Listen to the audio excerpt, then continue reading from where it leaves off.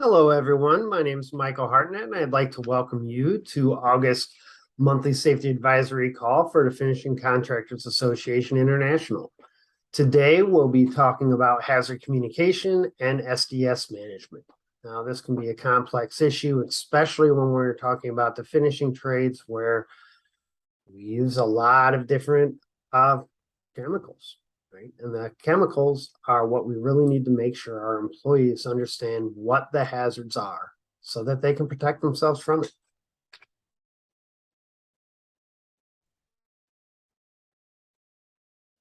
So I'd like to remind everybody that the safety helpline is an FCA member benefit.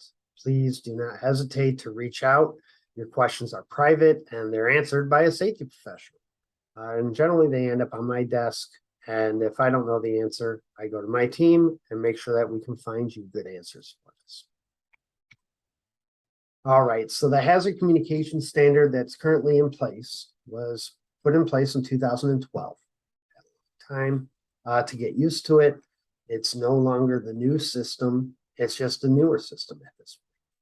And what it does is it governs what manufacturers and distributors have to provide with chemicals when they distribute it. Right? That way, we make sure that employees have the right to know and the right to understand the hazards that they're going to be exposed to. So this is what we call the Global Harmonized System, right, or GHS. And it is, in my mind, a big improvement over the HMIS that we used to use prior. And we've really expanded on that right to know that we had in earlier versions to the right to understand. And that really comes down to two major differences. And the first is the SDS is a lot better organized and has that information more readily available for it. And then on the other side, the labels. The labels are much more intuitive, much more informative to a layman, and it doesn't take a deep understanding of the HMIS system to really understand what these labels are saying because they say it in plain English. So the hazard classification system that's designed within the hazard communication standard classifies all the hazards, classifies those hazards through the different pictograms. And it also requires labels and other forms of warning be on primary containers from the manufacturer and secondary containers that we take that material and put it into for use. It also details those safety data sheets and what we need to do as far as how that information is, the format of it. So the purpose is to provide this information to the employees who will be handling the products. This information does not do very much good sitting in an SDS book or digitally if we don't have access to it for our frontline workers. And that's really what we need to make sure we're doing. So hazard classification includes the hazard class, which is commonly identified with the pictograms. Pictograms are the ones on the bottom, so explosive, oxidizer, compressed gas, toxic, corrosive, those type things are all laid out as a hazard class. But it also has a hazard category. And this is one of those areas where they really kind of flipped from what they had done in the past. In the past, with the HMIS, they had their hazard category and hazard class kind of set up as well. But the hazard category is reversed here. So in the past, where a higher number meant a larger hazard, in the GHS, a lower number is a more severe hazard, right? So your 1s and 1As are your most severe exposures to that hazard class. So this is generally not put out onto our labels, except for where the signal word is. And that signal word of warning or danger relates largely to your hazard category.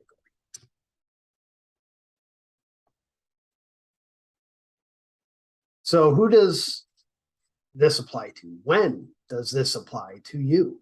Right? It applies to pretty much anyone who's using hazardous chemicals in the workplace. Right? So the work activities for finishing contractors utilize a lot of hazardous chemicals.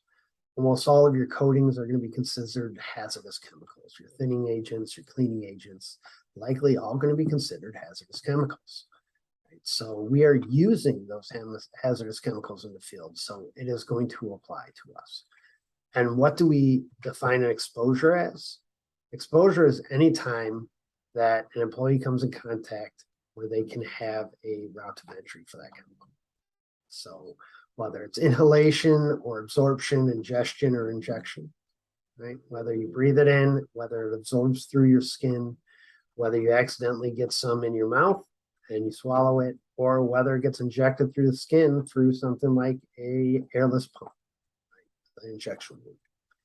So anytime we have any of those exposures, we need to make sure our employees are informed about it and what the hazards are. Now, one of the requirements we have is to put together a good hazard communication program. And the hazard communication has to be in writing, and it has to describe how we're going to implement this program in the field, how we're going to implement it for our company. It needs to be maintained at the main office, right, at your main workplace. And the list of chemicals that are used throughout the company needs to be maintained. And we'll talk a little bit later about that chemical inventory. The labeling requirements and how they will be executed needs to be detailed in your program. And your SDS management, how you're going to manage your SDS books, also needs to be detailed in the hazard communication program. Now, FCA has put together a manual that has many of these resources. They have a hazard communication program along with many other programs, and their hazard communication program does fulfill that requirement. Now, your hazard communication program must also be available to all your employees.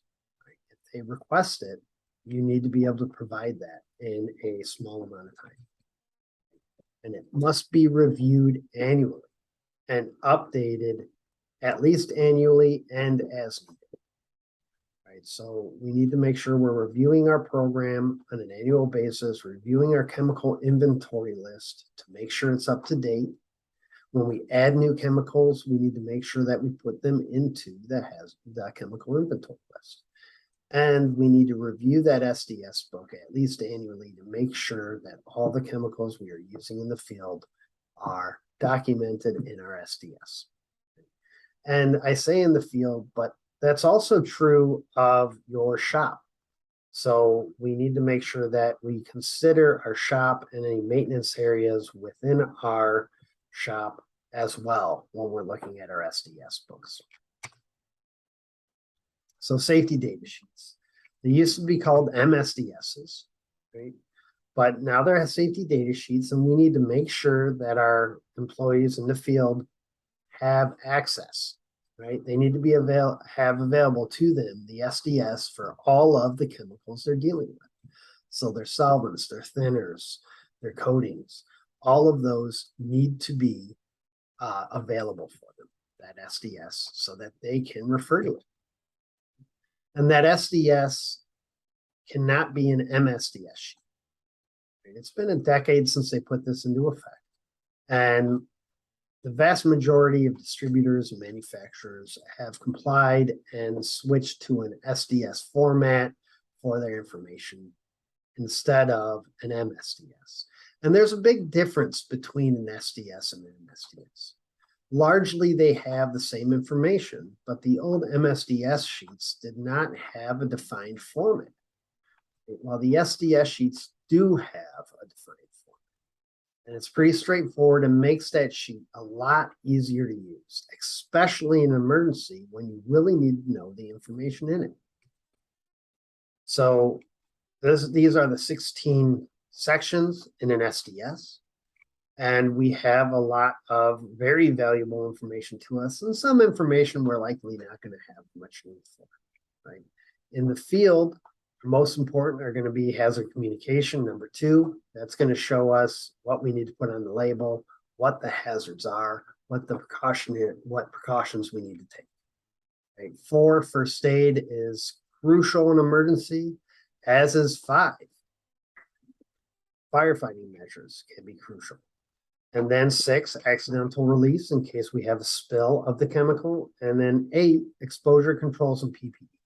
What we need to make sure we put in place to protect our employees. So it's critically important that we look at that information in the first page and we understand it. What is that chemical and how can it hurt us? That section is also going to cover pictograms and labeling requirements. So it's going to define what we need to have written on that label. And we should have those labeling requirements word for word on our secondary labels. Right? They're already word for word on our primary labels that come from the distributor.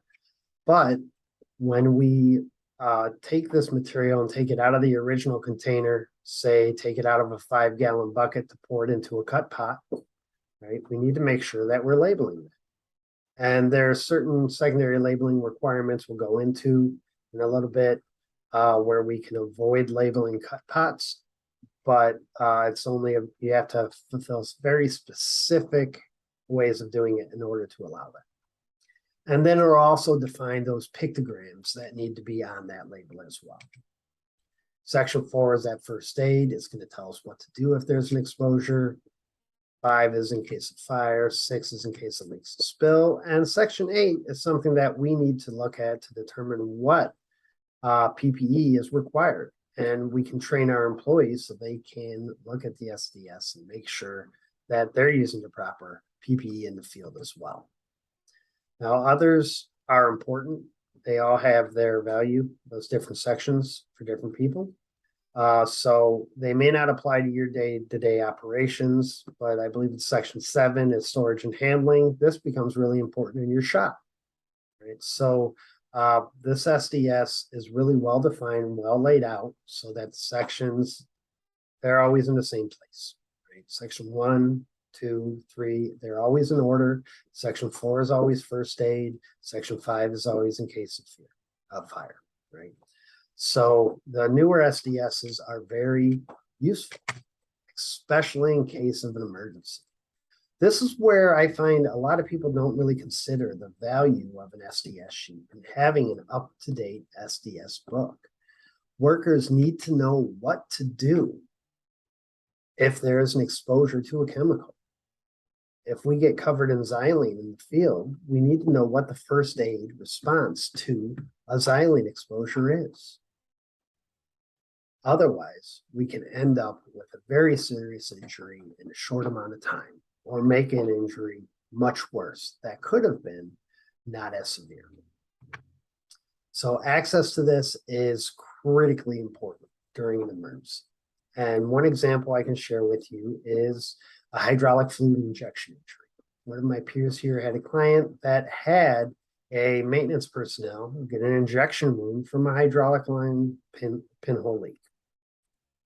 So this is that injection wound hazard is anytime you have that high pressure line. If you get a pinhole leak in a high pressure line, it can easily go through the skin and inject into the tissue.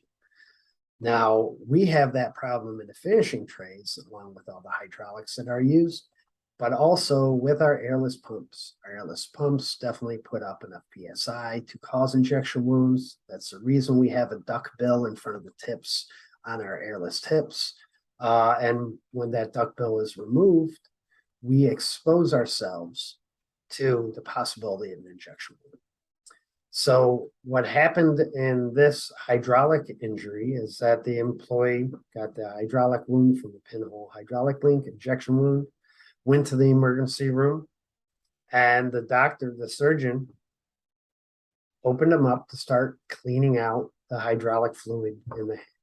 Now, injection wounds are extremely dangerous. If you don't get to the hospital within 8 hours, they say about a 50% chance of saving the limb, which leaves a 50% chance of amputating the limb. So these can be extremely serious. And an injection wound doesn't look like much. Right? It looks like a bee sting for the most part. It's a little bit irritating, but from what I hear, not that bad. You can see in the picture here, it looks like a bee sting, a little red irritation, and a bump where we actually had the injection. On the right, you see what they do to clean that out. Right? They just cut back and forth, spread the skin, and start scrubbing on that tissue. In this injection wound situation, the surgeon asked, "Do you have the SDS?" Because after opening up, he realized that that injection wound went through and actually went into the vein. Now, if it was a non-toxic hydraulic fluid, they could clean it from the rest of the tissue and not worry too much about what got into the vein. That would be self-cleaning. But because they did not know, they did not have that SDS when asked for it. Now they're able to provide it 15 minutes later, which is a pretty quick response, 15 minutes. But 15 minutes later, they had already opened up the vein, at least up to the elbow, which had required them to put in over 100 internal stitches to close that vein back up. Right, much more impactful, much longer healing time, and a much higher risk for that surgery. If they would have provided that SDS to the ambulance when they came to pick him up or brought it with them to the emergency room, they could have avoided that. So we want to make sure we have that SDS, a paper copy of that SDS available before the ambulance arrives, readily available. We should really have a copy of that SDS in our gang box at a job site so we can make sure any of the chemicals on site, if we have that issue, we can provide it. Give that copy to the emergency responder or to the emergency room, and you may be able to avoid more serious impact. We may be able to inform the doctors, right, the emergency response personnel, what needs to be done in first aid and how they can treat this emergency. Because your emergency responders are not necessarily aware of what the best way to treat different chemical exposures, right? Because they're all different. So next, let's talk about the GHS labels. I really like the GHS labels. I know they're more difficult to maintain, and it gets challenging getting those labels onto secondary containers out in the field. However, at the same time, they have a lot of good information on them that we just did not have with the HMIS. HMIS had numbers in a diamond shape, different colors, different numbers. And if you didn't have a firm understanding of what that information meant, then that label really didn't mean much to you, right? With this label, as long as you can read English, you can figure out what those issues are. It's very important to a layman to be able to understand these. So first it's going to start with the name, right? Product identifier, and then it's going to have the signal world, danger or warning, depending on the severity. Obviously, danger is more severe than warning. Then it's going to have our pictograms. So at a glance, we can see that this is flammable, an irritant, and a health hazard. Then it's going to have the hazard statement. The hazard statement is very valuable because it tells you what the problem is, how this can hurt you. And then we have a precautionary statement that tells us what we can do to protect ourselves from. So right there, we have most of the information that the front line needs to protect themselves from this. The right to know and understand by reading the label. And then it also requires contact information. All of the wording, the exact wording that needs to be on this label, is found in section 2 of the SDS. So some of the older labels that we've utilized in the past, like the one on the right, COV, seems to be pretty compliant. We have our identifier, we have our signal word, we have our precautionary statement, or not your precautionary statement, but what the hazard is. And then we have information as far as what to do to protect ourselves. Right? But this does not cover what is stated in section 2 of the SDS. Section 2 of the SDS, you can see on the left, has a lot more to the precautionary statement than what this DOT label has. So this DOT label is not going to qualify. That is not a pictogram. That's a DOT requirement. Right? The hazard rating from the HMIS, which is also there on the left, no longer works as a protection. Right? You can even see it says MSDS, consult MSDS for further information. Any label that says MSDS on it, it's very unlikely for it to be compliant with GHS label requirements. Now, here is one of those materials we can utilize to label our stuff in the field. Right? Either we can print out what these labels are. They have label printers that can print it out, or we can just get paper, print it, and laminate it. That way we can zip tie it to secondary containers as needed. Otherwise, we can get stickers such as this, and then we can go ahead and transfer that information onto here.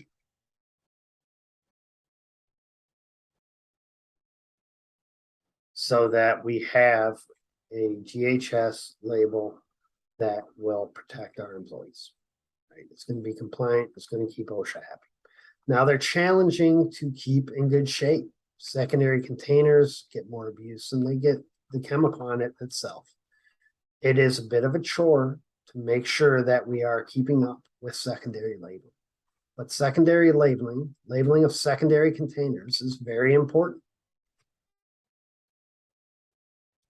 We can even put the fire health and reactivity on there. It's not a requirement, but that does help for DOT.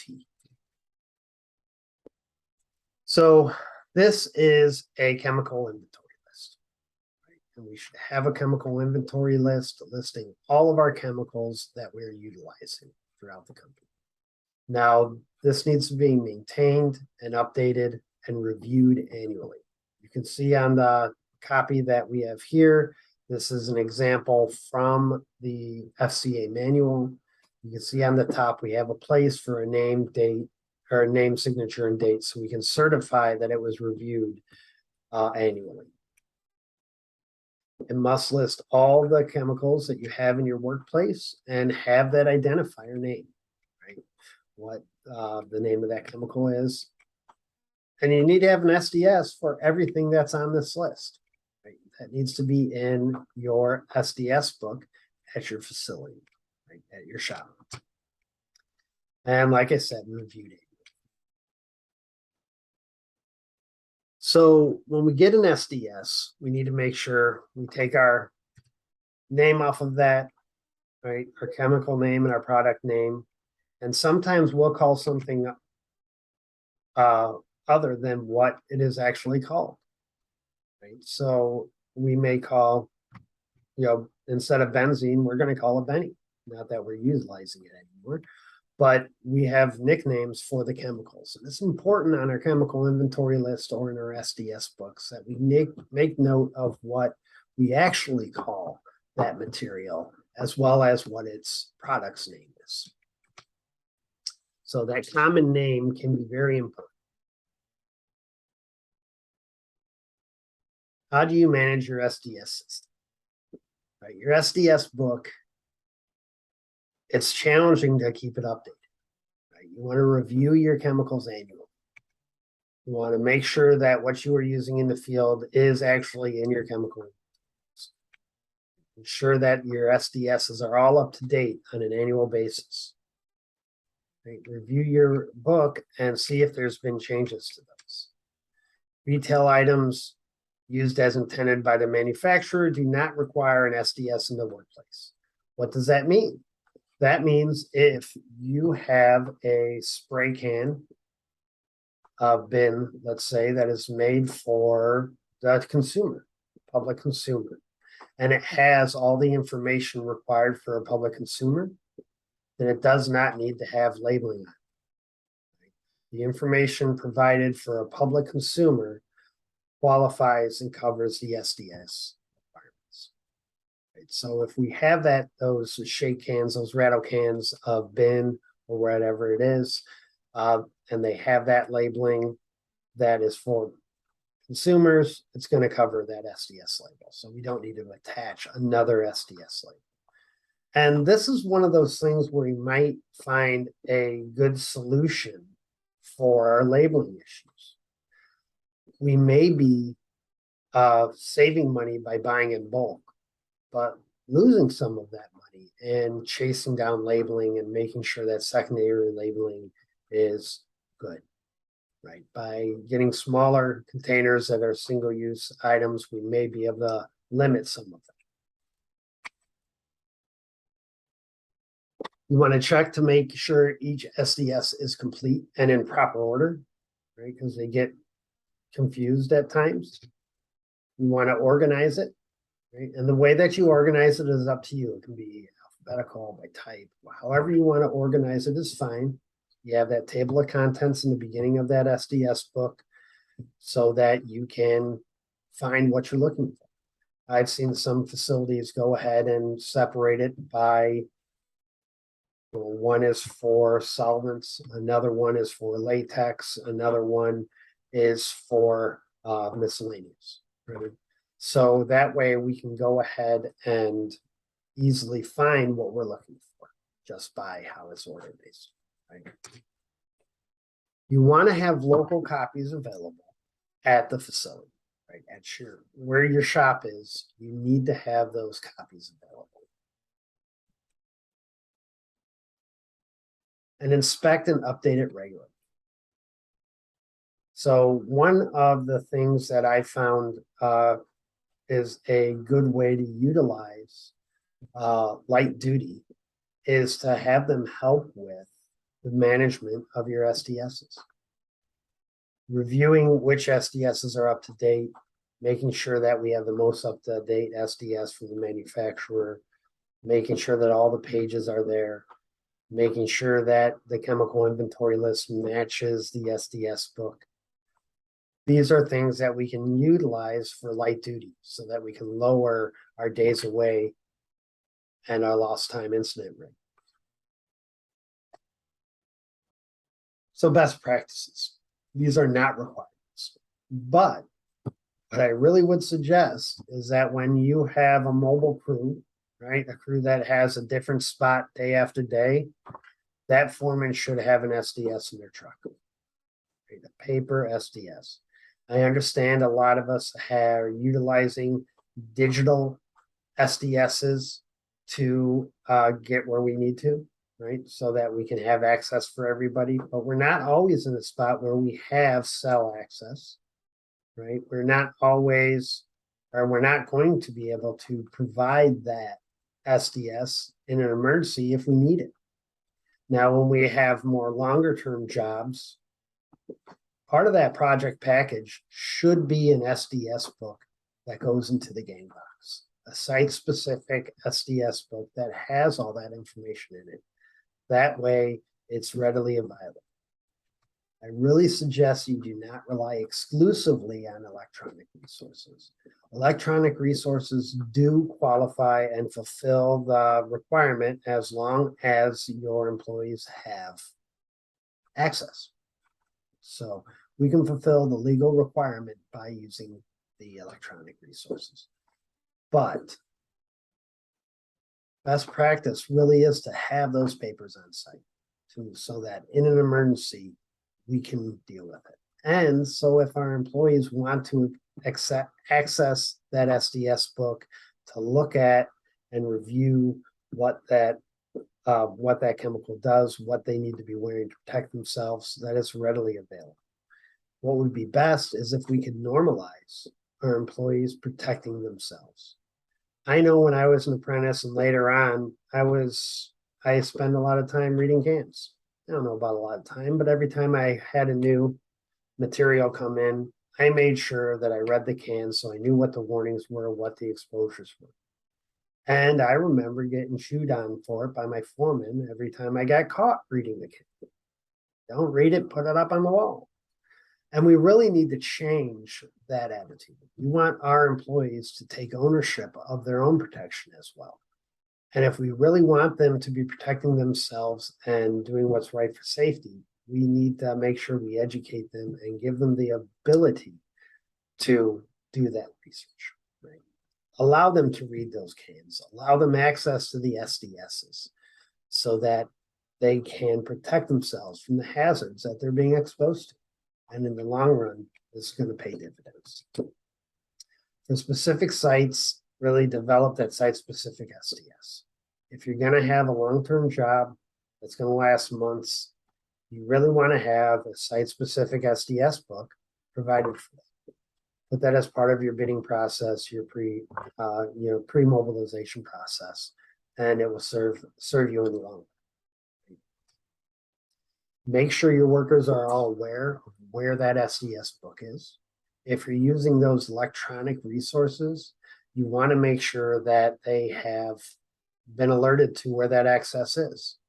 And I would say alerting them once likely isn't enough, right? Again, we're talking about best practices, but if you give them access to where the SDS is in that first week, and they don't have the paperwork for it 6 months later when they're actually dealing with something that they want to know what it is, then we may need to make sure we have that available, that the foreman has that, or it's posted in our gang box with access. This is how you get a hold of your SDSs. If you're going to use electronic resources, you better go do the due diligence to make sure your employees have access. You also need to make sure you're providing awareness training for the chemicals that are present. Right? Make sure that they're aware of those hazards, aware of what PPE needs to be worn to protect them from it, what the emergency responses are for fire, right, for spills and leaks, and for first aid, definitely. You may also need, in the longer term jobs, make sure they have a good understanding of storage requirements as well. If an SDS is pulled and provided for emergency services, and we really need to have those available for emergency services. But when we do that, make sure we're diligent about replacing that SDS as well. That way we can make sure that we have it, it's in hand, and our employees are going to be best protected and best served once they get to the emergency room. Right, and that is what we have today on SDSs and hazard communication. If you have any questions, please feel free to reach out to the FCA safety line. We are more than happy to address those questions and really help you do the best you can to protect your employees from the hazards that we are exposed to day in and day out in the field. Thank you very much. Have a good day.